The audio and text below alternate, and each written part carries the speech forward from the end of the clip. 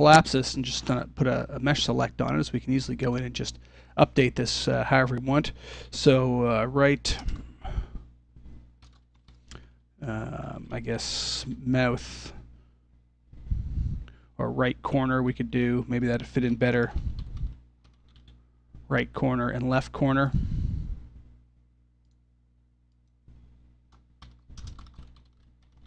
Name as you need.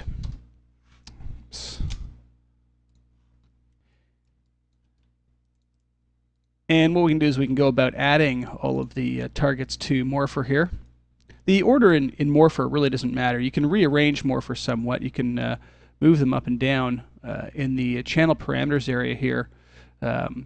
If you actually click on the channel, you can say swap with, and you can actually swap channels around and move them back and forth. It's not exactly the quickest way to set something up, but it will keep everything working correctly and move everything around, move all the controllers around for you and everything. So it's best really to try and pre-plan how you're going to lay out your Morpher. In this case, it doesn't necessarily matter because nobody's going to be directly controlling any of these, and they're completely locked out because of the reaction manager on them. But it still is nice to have them in some sort of coherent order if you ever have to go back and correct any of this. Of course, I mean, probably the best way to be doing it would be writing some scripts that would add it all for you, so you could just click it and it would update them and add them all to it, and you knew what order they were being put in if it was a production environment.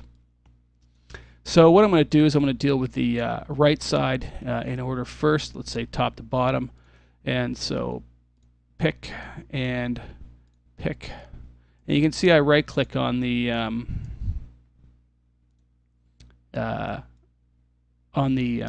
buttons beside each one. That makes each one active.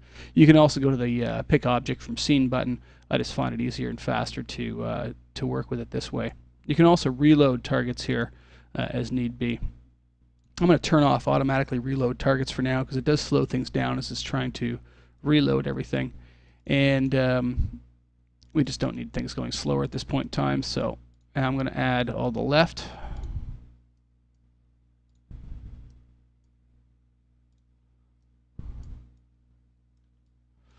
And there we go. So we should have the ability to be able to blend these in now. So what we can do now is, now with the jaw, if we take the jaw, let's say, and drag it into one of the positions, we'll be able to blend in some of these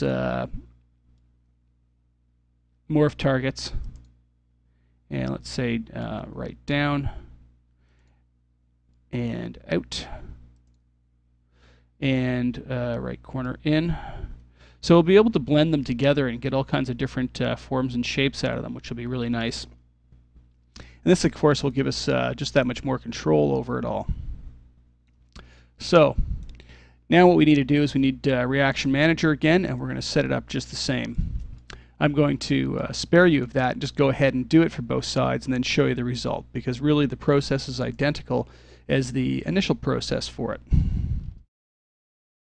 Now that I've set this up, I'll just show you what the result was, adding all of the targets into the controls. Essentially now I have controls for each of the corners of the mouth, and so I can go in and out and up and down and blend them all together. Same with on the left side of the face, and of course now when I work them all together, I'm going to get a nice flow. Now, of course, you can push them too far and get them to overlap and crush into each other. That's kind of to be expected. And there's a certain amount of that you're not going to overcome very easily, or even really want to try. I mean, there's obviously positions that are just not going to work. But with a bit of playing around with the shapes, you can get them to work. Again, it also might take a certain amount of fixed targets in there to work them on top, or specific targets to get them to work. You can still end up with a lot of targets this way. It just ends up with a lot of flexibility in the face, being able to stretch and pull it however you want. And now's a good time to go around and check and test and see when and if you get crash throughs when you start taking it to poses you'd like to be able to get. Can you get close to what you think you need? And you can see the face can be taken quite a long way before bad things start happening to it. Now, something else I'd like to point out, a little bit of a bug that seems to be in Max 7, and I believe it's still there in Max 8 as well. Whenever you lock off X and Y axis and leave, or sorry, lock off the Z axis on position and leave X and Y active, you'll notice you can get a hold of the Y axis, you can select the X axis, but you can't select the XY axis by default. It won't allow you to actually go in and grab it. I have my center marker turned on here, which we set on in the preferences under gizmos. So that's how I've always been doing it, and you know, I'm locked off to those axes. But there's no way of actually grabbing that. Even if you go to XY, well, you can grab it, but I don't know what would happen if I turned off the center point. I've always had the center point on and it works. So if you get the same problem, that is a bug, and I believe it's known about and probably being worked on at some point. So you might want to, instead of locking Z, throw an expression controller on the Z axis so that it can't be moved on Z by mistake, but you don't have to lock it, and that way this problem won't arise. As soon as you uncheck that, you can see you can grab it. It allows you to get it. So it's very odd. Anyways, so now that we have those done, what I'm going to do is I'm going to skip on to a couple other things. I'm going to work on the eyebrows next, because the eyebrows are the next ones that are a little bit different.